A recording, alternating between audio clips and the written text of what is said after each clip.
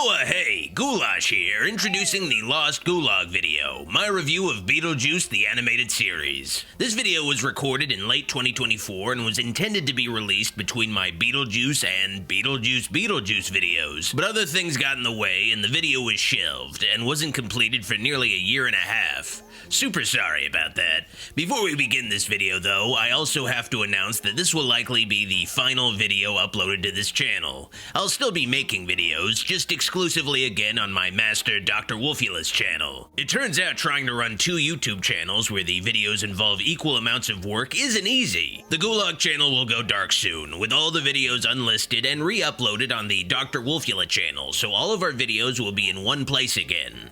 I'll discuss more about why the Ghoulog channel came to be and why it's ending at the video's conclusion though. For now, enjoy this channel's final Lost video.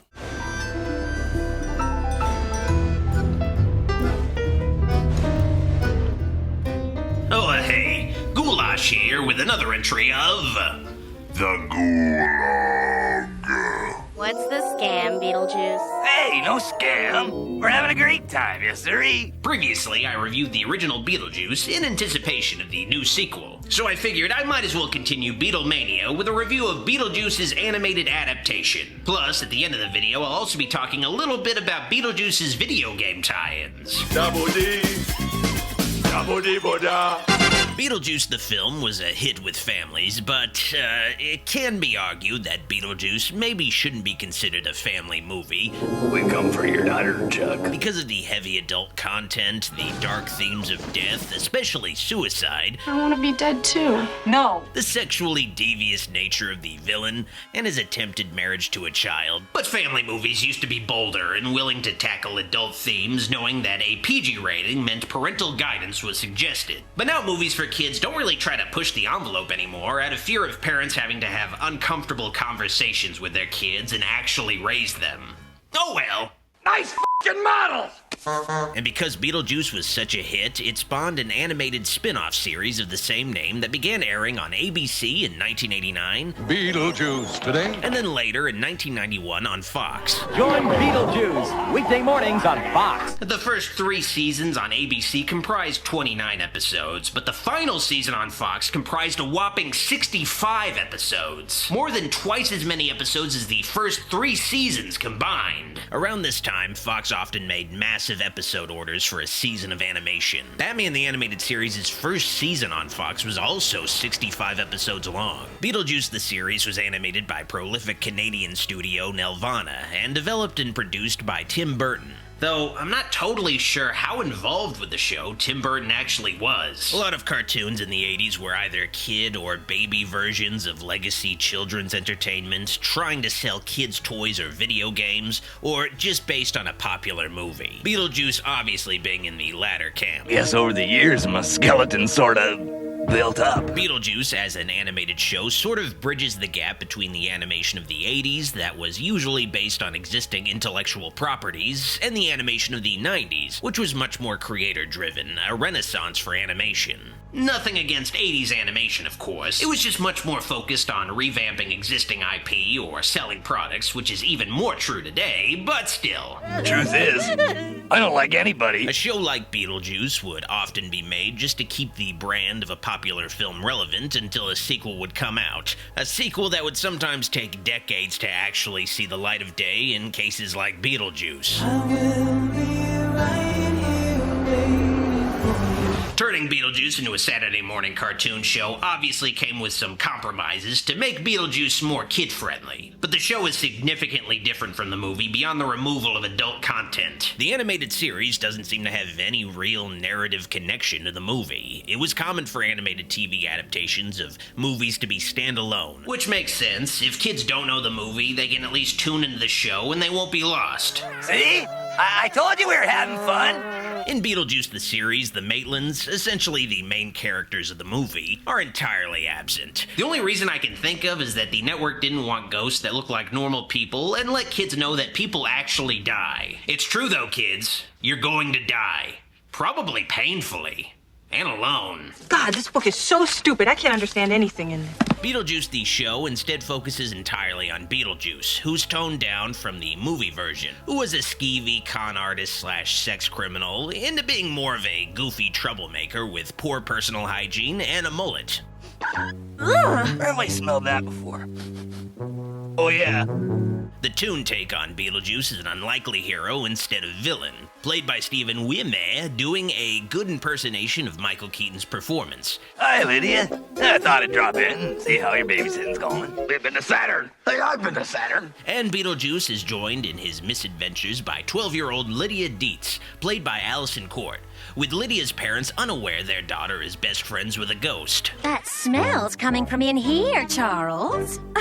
What smell? In context with the movie the show is based on, though, Beetlejuice's friendship with Lydia is kind of questionable, especially since the show makes Lydia even younger than the movie.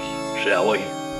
Remember, Beetlejuice tried to marry Lydia, an underage girl, against her will, no less. I'd kind of feel uncomfortable with my kid hanging out with Beetlejuice after that. But then again, the show features a cartoon version of Jeffrey Jones, and I'd feel even more uncomfortable with my kid hanging out with that guy. It's a right jab, then a left hook, and a right cross. Still, the show doesn't take place in the same continuity as the movie. The circumstances that lead to this Beetlejuice and Lydia meeting are entirely unknown, which kind of makes it a little more disturbing, actually, considering Lydia is 12 in this. Ghost or not, how does a grown man become friends with a 12-year-old girl? Does Beetlejuice run a Discord server? Hey, babes. Glad you're ready to go out. It also doesn't help the show's case either that the first episode features Beetlejuice and Lydia celebrating their anniversary. A friendship. I met Lydia 1 year ago tomorrow, and well, she says it's... Our anniversay. And that Beetlejuice's nickname for Lydia is Babes. Babes, our anniversary party's tomorrow. Oh, Jesus Christ. Hey, babes, what's shaking? What makes things even worse, though, is that a sizable contingent of fans of the Beetlejuice cartoon today are referred to as Beetlebabe shippers. If you don't know what a shipper is because you lead a life without sin, shippers pair up fictional characters and/or real-life people into romantic relationships in fan art and fan fiction stories. These relationships tend to be really unlikely and very weird. Beetlebabe shippers specifically ship Beetlejuice and Lydia together as a couple, which is, to put it lightly, really f***ed up. Taking either the show or the movie into account, even if you aged Lydia to adulthood, it still turned Beetlejuice into an undead version of Drake. Guilty, guilty, guilty! So like usual, some of the fans of a thing can sour you a bit on it. It's just that the fans this time around are a little more f***ed up than usual. I didn't even think about this creepy overtone to the show too much until I looked into the fan base and found out quite a few of them are really f***ed up. But I guess that's true about a lot of the adult fans of any kids cartoon, unfortunately. If you've ever wanted to see Beetlejuice and Lydia together romantically, this fan base has got you covered. You f***ing weirdo. F***ing kill your... Setting aside some of the show's creepy fans and the questionable premise of Beetlejuice, a character previously depicted as a whoremonger and sexual predator hanging out with a little girl, Beetlejuice is a good cartoon. A fun, spooky Saturday morning show to watch during a time when Scooby-Doo felt like the only alternative to watch for spooky animation. We're here to rescue you, knucklehead. Rescue me? From what? Too much fun? And visually, the show is solid. It's a pretty good approximation of Tim Burton's art style for a Saturday morning cartoon, with even some very early computer animation interspersed into television segments within the show, anticipating programs like Courage the Cowardly Dog. It's new Scream Pops, the new sweet-tasting snack that really screams. The intro for the series retains Danny Elfman's classic theme, and the intro for season 4 is even better than the intro for the first few seasons. The show even references Harry Belafonte's music in the first episode. Daylight come and me one go shopping. Episodes of the series most often depict Beetlejuice's and Lydia's various misadventures in the afterlife, which is renamed to the Neitherworld in the show because they don't want kids to know that they're going to die. You are going to die, though. You're going to die. I guess Neitherworld babies are a little harder to handle than you are, little Arlo. The Neitherworld where Beetlejuice dwells is an abstract, tilted setting populated by weird characters like Jacques Laline, Beetlejuice's bodybuilding French skeleton neighbor, Alouette, gentil alouette. Ginger the tap-dancing spider, whose name says it all. And a 1, and a 2. The monster from across the street. Oh, it's the monster across the street. A monster who lives across the street from Beetlejuice that looks like a brown version of Gossamer from Looney Tunes and is often an antagonist. I'll teach you to mess with my favorite TV show! And Doomy, the dragster of doom, who is the sentient car that Lydia and Beetlejuice build in the second season. Dragster of Doom! Stories that take place in the Netherworld often see Beetlejuice getting into some trouble and needing Lydia to help him sort things out. I just remembered. I gotta go to the bathroom. We're almost there. Whoa! The afterlife isn't the only thing changing the show. The setting in the mortal world is also shifted from Winter River to Peaceful Pines, and while Lydia's dad unfortunately still seems to be Jeffrey Jones, her mother Delia is pretty different from the yuppie burnout seen in the film. I will go insane and I will take you with me! Becoming much more upbeat and domineering as a foil to Lydia. We have to get an early start on our family summer vacation! With Lydia summoning Beetlejuice by saying his name 3 times when she needs to get out of a jam. Beetlejuice! Beetlejuice! Beetlejuice! Lydia's supporting cast is also expanded to include 2 friends her actual age, attending Miss Shannon's school for girls, Bertha and Prudence. Oh, let's check our date book. No plans this year. And Lydia even has a bully in the form of spoiled rich girl Claire. Great friends, Lydia. Bertha and Claire are actually both played by Tara Strong very early in her voice acting career. Well, Frankenstein wasn't built in a day. Your tacky monsters are not going to scare me. Often when Beetlejuice needs to help Lydia out at school, he'll, transform into a tween girl named Betty Juice. Never fear, Betty's here! Beetlejuice is trans confirmed. Think there'll be any creepy, icky, gross, rude boys at this shindig? One of these Betty Juice episodes was actually written by a teenaged fan of the show, where Lydia starts a garage band called The Brides of Funkenstein. The Brides of Funkenstein? If you want to sing with the Brides of Funkenstein, you'll have to loosen up. When Lydia needs help with her family life, Beetlejuice will often also take the form of a little boy and masquerade as a Dietz relative named Cousin BJ. Cousin BJ! Cousin BJ? Yeah, Beetlejuice, you really don't want to be hanging out with Jeffrey Jones in the form of a little boy. You don't want to do that, especially not with the name BJ. Uncle Charles! Wow, my hero! Admittedly, the Beetlejuice stories that predominantly take place in the mortal world often work better just because they tend to be a lot more coherent. The Netherworld stories are fine, but they often are hard to follow or just don't make any sense. It's a very unstructured world where anything can happen and the story can go in any possible direction, and it can get more than a little baffling.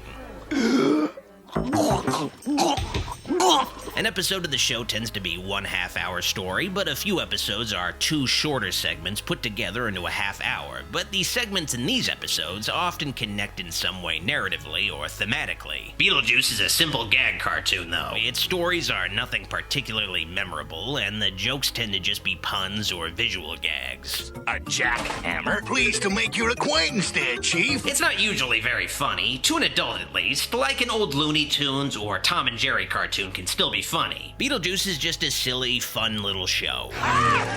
Besides the main characters, Beetlejuice and Lydia, the supporting cast of the show are pretty underdeveloped and shallow, especially the Netherworld denizens. Just silly ideas for characters who can fill out a cast and serve a purpose when needed.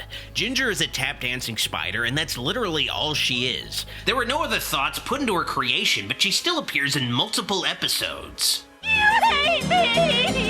Honestly, Beetlejuice is his show's only strong character. Lydia on the show is pretty one-dimensional, especially compared to her film counterparts, the preeminent, deadpan, snarky goth girl brimming with cynicism. Anyway, you can't scare her. She's sleeping with Prince Valium tonight. In the show, Lydia is still goth, of course, with dark interests, and her design, especially the red spiderweb poncho she often wears, has become more iconic than Winona Ryder's appearance in the role. It's showtime! But Lydia's Lydia's personality in the show is a serious downgrade. She's just sort of blandly nice. She doesn't deal out sarcasm or other cutting remarks, especially not towards Beetlejuice and his antics. Lydia's almost never funny on the show, and when Beetlejuice says or does something stupid, she'll often just giggle to herself or simply correct him instead of put him in his place.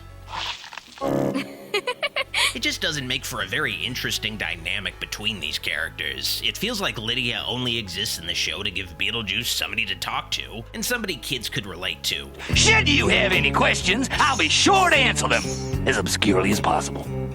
The network likely had Lydia turn into a nicer character because they felt making her disrespectful to authority figures and having a downbeat attitude would make her a poor role model. I'd love to play with you, Father, but I really have to finish this photo project. But in the final show, she just comes off as kind of a nothing of a character, besides her cool design. What your show needs is more conflict. Regardless, though, Beetlejuice's animated incarnation was the version a generation was introduced to, especially in syndication on Cartoon Network.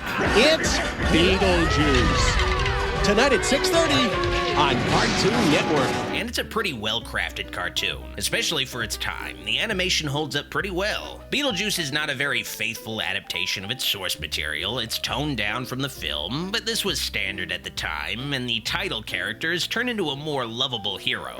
Babes! Call me back, come on! Even if him hanging out with a little girl is still really weird and has inspired an even weirder fan base. The stories are often nonsensical, and there are funnier cartoons to revisit, but Beetlejuice's style definitely helped open the door for further spooky cartoons of its like. And not every cartoon needs to be one of the greatest ever. Beetlejuice is just a good enough cartoon. A good cartoon, even. That's content with just being silly fun that can entertain you for a half hour, and then you'll forget about it not long after. And you know what? That's perfectly fine. I give Beetlejuice the animated series 3.5 tap dancing spiders out of 5. Rotten tomatoes! For some additional reading for fans of the show, there were a few comic book tie-ins published by Harvey Comics in the 90s that take place in the world of the show, but with some more references to things from the actual movie. I can't believe it! What has Beetlejuice done? And as for other Beetlejuice animated content, the Ghost with the Most actually for some reason recently guest starred in a Halloween episode of Teen Titans Go. I'm doing a show on Broadway, I'm planning a trip to Hawaii, and I just got engaged to Winona Ryder. And it pretty much just regurgitates a lot of jokes from the movie, because the kids watching the show were born 25 years after the movie came out. Check this out. You like it? And Teen Titans Go's art style and its usual approach to humor just is not for me. The Teen Titans Go version of a fart joke just comes off as fetishistic. Now I figure, since I still have your attention, I might as well talk about some of Beetlejuice's other tie-in media, namely the video games. I'm getting better and better at those video games, but I need $10 more. The first Beetlejuice game was a tie-in with the show titled Adventures of Beetlejuice: Skeletons in the Closet, released in 1990 for PCs, and it's the simplest of Beetlejuice games, but also maybe the most fun to play.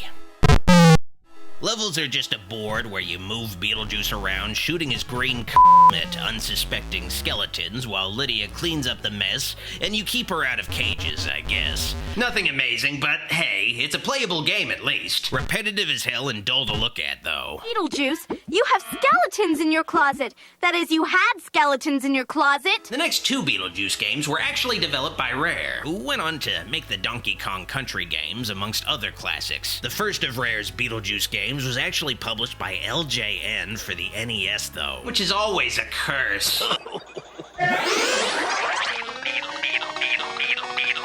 This time the game was simply titled Beetlejuice and released in 1991. The game's a platformer where you play as Beetlejuice, and it seems like you're supposed to be stomping bugs, turning them into Beetlejuice, but it doesn't seem to work. Every direction in the game takes you closer to death, easily sliding off a ledge or getting hit by everything in your path. It's hard to tell what's an obstacle, so just assume that everything is. The controls are unresponsive and slippery. The game also just looks generic. It's not spooky like the movie. The only thing scary is Beetlejuice's haircut on the start screen and his overbite. Beetlejuice jumps on clouds, for God's sake. What is this, Mario? Why is there a shark in a Beetlejuice game? Shouldn't there be sandworms or something?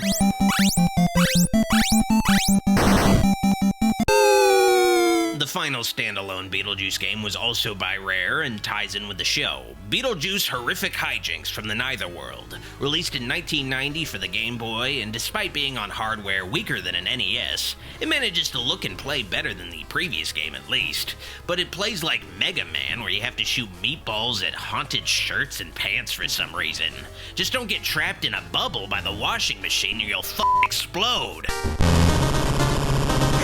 This is just like the cartoon show. Okay, so Beetlejuice's games are all really shitty and not worth playing even if you're a fan. The Ghost with the Most has made some more recent video game appearances, like in LEGO Dimensions' Toys to Life, as essentially the physical equivalent to DLC, where you can play as a LEGO Beetlejuice through levels inspired by the movie. And I'm sure it's more fun than Beetlejuice's previous games, but you have to find a copy of LEGO Dimensions to play it, and then track down the minifigures for like $70 just to scan Beetlejuice into the game to play his levels. I'm not doing that. Beetlejuice is also in Warner Brothers' newish Smash Brothers clone, Multiverses, as one of the fighters, but I'm not interested in figuring out whatever microtransaction system is involved in order for me to play as Beetlejuice in that game. Maybe Beetlejuice will get a new standalone video game that doesn't suck. Probably not, though. There's only room for one 80s classic here. Oh yeah, there was also a Beetlejuice Broadway musical, and I listened to some of its songs, but I just don't give a shit about it. I just don't give a shit. It's showtime. Well, that's it for Beetlejuice for now, but before I go, I want to give you guys a preview of my next video, a review of Martha Speaks, the popular PBS animated series based on the book series of the same name. Enjoy, and see you next time, babes.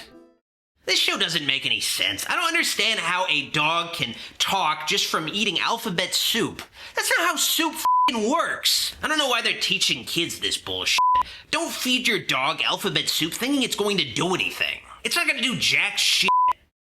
Thanks for watching this channel's final video. Before I go, let me discuss the Ghoulog channel's inception and why we're closing it down. The Ghoulog started out as a series of videos on the Dr. Wolfula channel in 2018, but the channel itself came about 4 years ago because Dr. Wolfula had received many penalties from YouTube for making videos involving hard R horror films. Penalties that result in the channel losing certain features and becoming harder to find for new viewers. So he figured, why not have a spin-off channel with me where I discuss family-friendly horror stuff and bleep out curse words while still having adult humor. It could potentially reach a new audience, and it did. The Ghoulog channel had done relatively well for what it was, gaining nearly 15,000 subscribers and 100,000 views with only about 10 videos. Not bad. The problem was us finding the time to keep making videos for this channel and Dr. Wolfula's channel, and it just wasn't feasible to keep up a steady output for both channels, and the videos for this channel were supposed to be substantial to try to reach viewers, and that made them take a long time to make.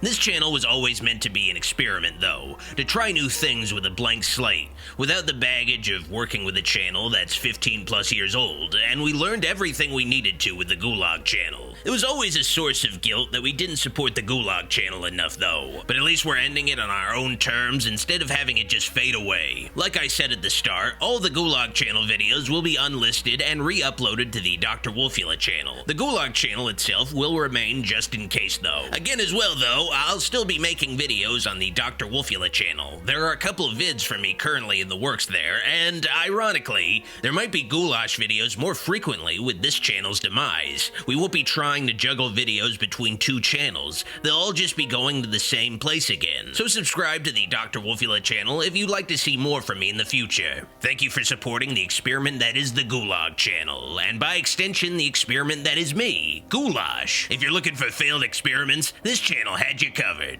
You fucking weirdo. This video is made possible through the pledges of Dr. Wolfula's Patreon supporters, and I'd like to give a very special thanks to the kind folks pledged to Doc's Shoutout tier. All the support on Patreon means a lot to me, and it helps my master's dark influence continue to grow. If you liked this video, like it, and if you loved it, click the subscribe and bell buttons for more videos. Be sure to also keep in touch by following me on social media at Instagram and Twitter at the Ghoulog. While I still have your attention, consider pledging to my master Dr. Wolfula's Patreon to support the channel and get bonus content like previews, VIP Discord server access, private movie night streams, and credits in videos. Consider pledging at patreon.com/Dr. Wolfula. Also, check out official Ghoulash t-shirts and other merch on tpublic.com/user/Dr. Wolfula. Thanks for watching, see you all next time. You f***ing weirdos.